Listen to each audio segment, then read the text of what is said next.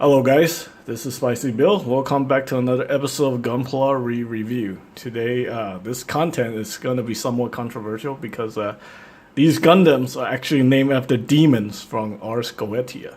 So, yeah, it's like 70-something demons, and I guess they just decided to name all the Gundam suits from the series after demons. So, if you're offended by that, please stop watching the video. And for those of you who are not offended, go ahead and continue. So first I'll be reviewing the high-grade Iron Blood Orphan 1/44 scale Gundam Barbatos Lupus Rex. And then I'll be reviewing the Gundam Dantalion from the IBO side story Gecko. So one from the main anime, one from the side story that most of us probably never gonna see or never gonna like understand the story because the manga is in Japanese. It's not been translated. There's a lot of information that is just unknown. Anyway, let's go ahead and take a look at the box real quick. And yes, the proper pronunciation for Barbatos is Barbatos or Barbados, however you want to pronounce it. Do not pronounce it Barbados because Barbados is a country. You do not want to call an entire country a demon. That's ridiculous. No, seriously, like, yeah, it's Barbados or Barbatos. Anyway, this kit was released in 2017. I think a lot of people have taken offense to that. The way how people are constantly calling this Gundam Barbados. That's, yeah. If you're from Barbados, you'll be very offended by the fact that people are trying to refer to your country as a demon. Ridiculous. Anyway, like I said, this episode is going to be controversial because of the weird choices that they decided to do by naming these Gundam after demons. Can they just name them after angels, or is that like overdone? Anyway. We have all the gimmicks here for the Barbatos Lupus Rex. And yeah. Alright. This kit is actually pretty cheap, only 1,400 yen in Japan. And that means you can get it for $11 in Japan. North America, I'm probably looking at anywhere close to like 18 US dollars. So here we have the instruction manual. Obviously, this is piloted by Mikazuki August. And we all know what happened at the end, so there's no point talking about it further.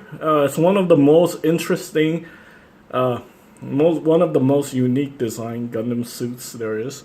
It's really cool. It's just, unfortunately, it's kind of underpowered. I wish it had like some, something more. I don't know, maybe like exam system or something a little bit more powerful. But yeah. It got wrecked and it got destroyed. So anyway, let's go ahead and take a look at the accessories. We got two of these gripping hands, which you will have to swap out the hand covers if you want to hold on to this giant mace. Yeah, and you do also need to paint the claws. All the hands comes in this color, so I did actually painted the claws using a gold color, so that look a little bit better. The mace can be collapsed like that, so if you want to store it in the back, we got the this little piece right here that allows you to connect it to the back of the Barbatos Lupus Rex. Such a ridiculous name too, man. It's not just Barbatos, it's now Barbatos Lupus, and then it became the Barbatos Lupus Rex. Also, we got an extra connection piece right here. This is for the action base, so you can connect that to an action base. Like so. Okay, and what I like about these Gundam frames from IBO is that it feels like you're always building the same frame, but some are pretty solid and some are not. Like the Barbatos Lupus, it's actually pretty solid. It depends on how well the ball joint hold up in that socket. But this one is actually not that bad. A lot of them, since they keep reusing like the same mold over and over, I guess the parts gets worn out, and then some of the kits become very, very loose. But anyway, Yeah, it's a very unique design. The proportions are definitely interesting. We got this super ginormous arms and these very well ginormous feet.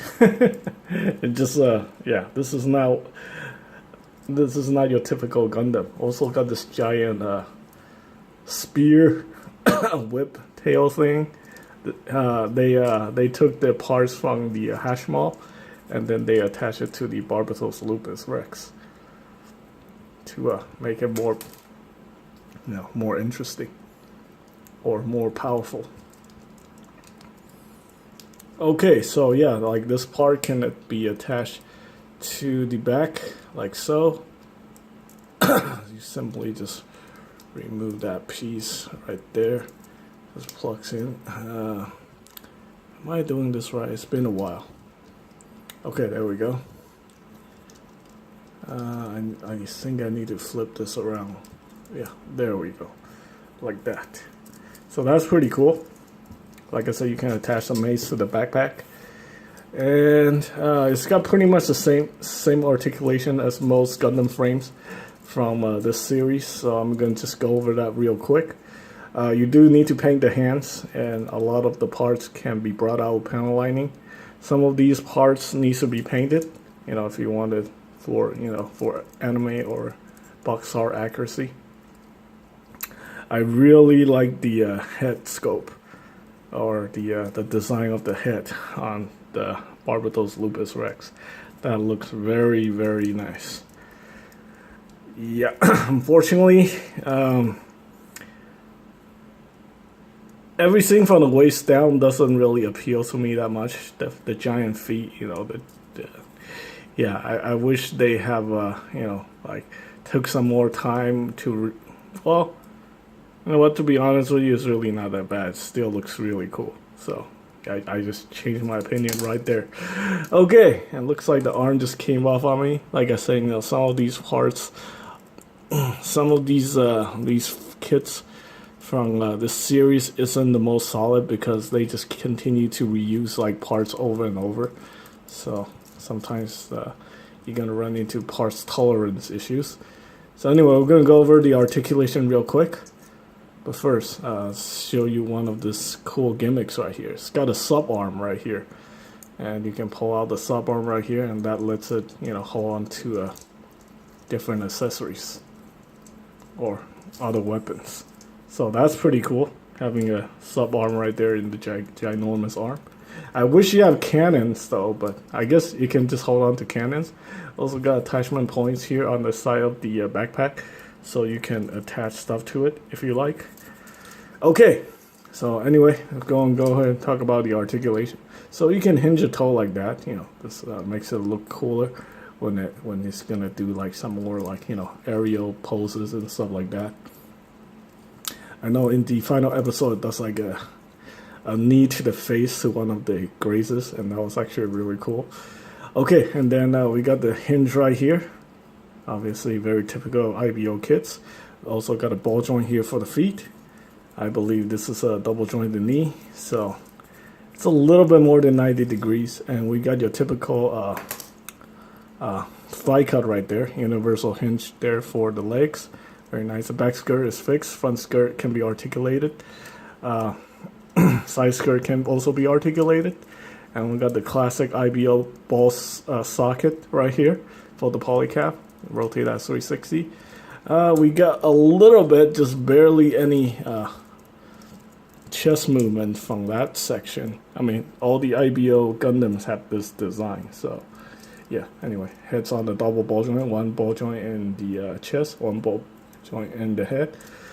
And let's see, we also have a ball joint that attached the whole entire shoulder into, or the whole entire arm into the body. And we got a hinge right here, so the arm can go perpendicular. Bicep swivel.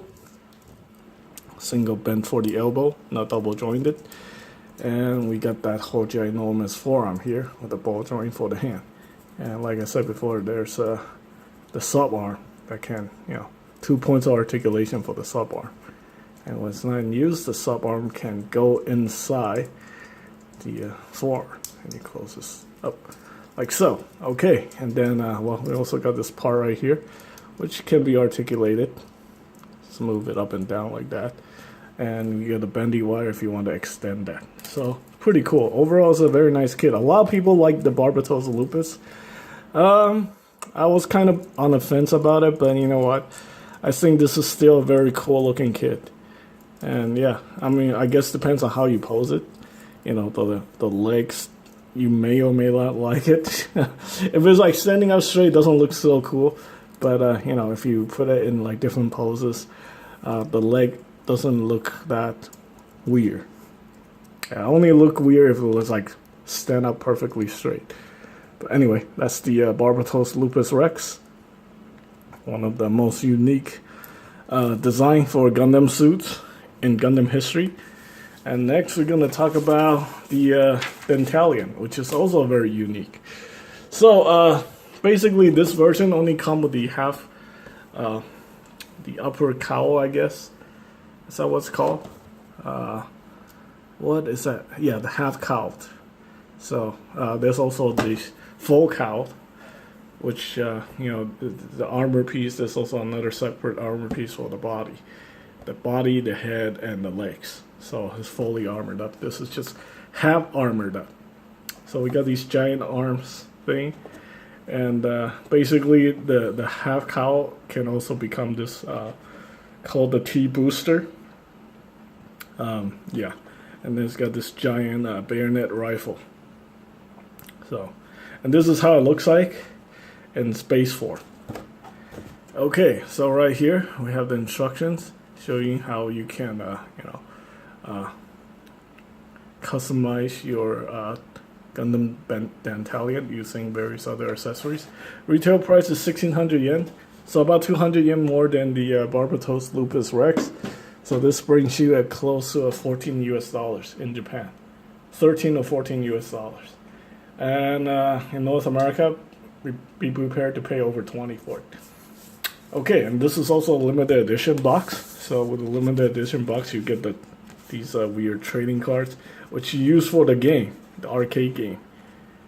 Yeah, you scan the card and then you get to play as the Dantalion.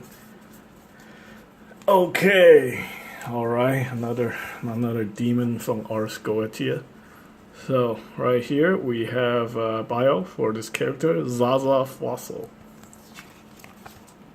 Someone commented, I think Mecha Guy Kosu said that this guy looks like a love child or like a fusion between who's that guy, McGillis, and who's that guy, Galio. Yeah, that's very disturbing, but yeah, this is what you can do with the T booster. The T booster can be attached to the backpack, or it can be attached to you know, attached to the arm, which I did like this. You know, to be honest with you, I think it's better to just remove the arm, because it makes it a lot easier to attach the half cowl. So anyway, I'll show you some of the gimmicks. The accessory, obviously we got the bayonet sword. What's that called? The bayonet rifle. And you can hold on to the bayonet rifle like so. Seeing there is a peg that lets you connect. Yeah, there we go. You have this piece right here, and then you just plug that in there like so, and then you can hold on to the bayonet rifle. That looks pretty cool. Okay, and we're not gonna do that. I'll remove that. And this thing can be collapsed into a, I guess like a, what's it called? Well, the collapsed version of the bayonet rifle. Basically, what you want to do is you want to open up the hands like so. Attach these parts in here like so, and then you want to close this up like so. This piece plugs in right here, I think. Oh, you know what? I am doing this wrong. It's been a while. Yeah, I completely forgot that I actually have this kit. So I was waiting for the half cowl, but the half cowl is, I don't think it's gonna come out ever. So there we go. I think it's like that. So the full cowl version. Yeah, it's been more than a year since this kit came out. So yeah, if they were planning on releasing that, probably they have changed their mind. So there we go. Here we have how it hold on to the rifle here. Very cool. Okay, so we got two arms here, and then we got the half cowl. Basically, this is how it looks like with the half cowl, and it's super top heavy. So you're gonna have a very difficult time balancing this guy. But it's cool, you know, it's got humongous arms. Yeah, I know this is not something for everybody. Some people are gonna like it, some people are not gonna like it. I think most people are not gonna like this design due to, you know, just it being really weird. I think if they have released this version as the full cowl version with all the armor, that might actually be a lot better because, you know, at least it will look more proportionate. But yeah, it just looks crazy like a freaking gorilla or something. Anyway, these arms are pretty nice. Let's go over the articulation. So once again, we got the toe bend, we got the hinge right here, ball joint. Oh, this thing is falling apart on me. We got a ball joint here for the feet, just like the Lupus Rex. Double jointed knees, like that. Very nice. This is a real double jointed knee, so that's actually a lot better than Lupus Rex. And we got the thigh cut right here, universal joint. Now this guy doesn't suffer from problem from most other Gundams because he doesn't have front skirt, side skirt, or back skirt. Barely a back skirt. But yeah, it can move around pretty nicely, the hip section. And again, we got the ball joint socket here with the polycap. So this one's pretty tight, so no worries about this thing like splitting in half on you. Again, we got the classic Gundam frame chest movement right there. Kind of hard to see, but you know, this thing really does get in the way. And you can see the neck right here. So it's a ball joint socket to the chest and ball joint socket to the head. This head is actually a very unique design too. Kind of look like a skull. So yeah, these two are some of the more unique looking Gundams ever. Yeah, I mean, if all Gundam looks like these two, yeah, I will probably like Gundams a lot more. But unfortunately, they just look like, you know, your classic. Most of them looks like your classic RX-78. So yeah. Anyway, I guess the half cowl has the rotation right here for the bicep. We also got a hinge right there. Armor piece that goes up like that, so allowing the arm can go perpendicular. Also got bicep swivel. We also got the single bend at the elbow right there, and the wrist can move like that. And I guess these claws or hands can open and close. It's also got extra points of articulation right there. This can be put in storage mode like that. Basically, you just push everything in, and it just locks in place like that. Let me get this part in there, like so. Okay, so it goes like that, and same with this part. So you put the hand in there like so, push this whole section in, like that. There we go. Okay, and then what you want to do is, here comes a somewhat more difficult part. So basically you want to bring out these parts right here, and then you want to split this open, like so. There we go. Then you want to move this back, assuming if you want to do the T-booster mode. Basically you just collapse this, you bring this in like that, You collapse this section right here. Am I doing this right? I think I'm doing this right, but it's been a while.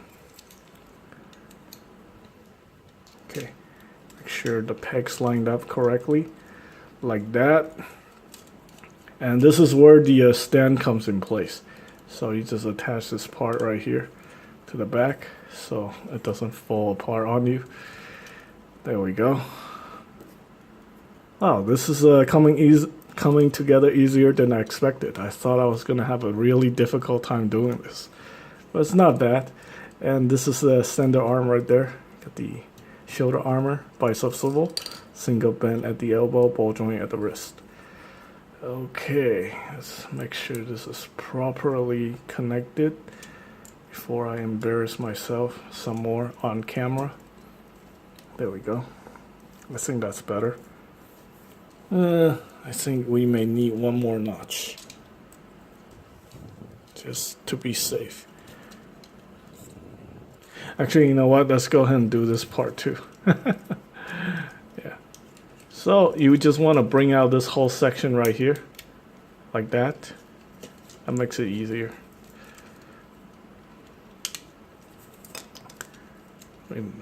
Take this apart, like so. Reconnect this piece right here. Oh, this piece right here. There we go. Make sure you move this section back like that, and then make sure the pegs line up. There we go. So this is the this is called the T booster. And of course, if you don't like the T booster, you can just remove the T booster. There we go. There we go. Yeah, I don't know. I honestly don't really care about this thing. You know, it would be nice if they gave us the you know, the full version of the Dantalion, but yeah, like this isn't very I mean, what is this thing? It's just weird. Okay. Anyway, I don't care about this at all. Let's go ahead and put that away. Let's go ahead and reattach the arm. And this is how it looked like in standard mode. And yeah, this is what I don't like about these IBO kits. I mean, the design is very interesting, but you know, stuff coming off so easily can be very annoying. Okay, so one very unique design about this the Dantalion is instead of the swing, the butterfly polycap, the polycap swings up like this. So that's a little bit different from your usual kits from this series. Swing up polycap. Yeah, anyway. And that's pretty much it for the Gundam Dantalion. So yeah, if you like very unique looking Gundam suits, I definitely would recommend picking these guys up. Not very sure about the Dantalion though. The T booster, you know, yeah. Anyway, that's pretty much it for this review. I hope you guys find the information helpful. Stay tuned for more Gunpla reviews. Thanks for watching.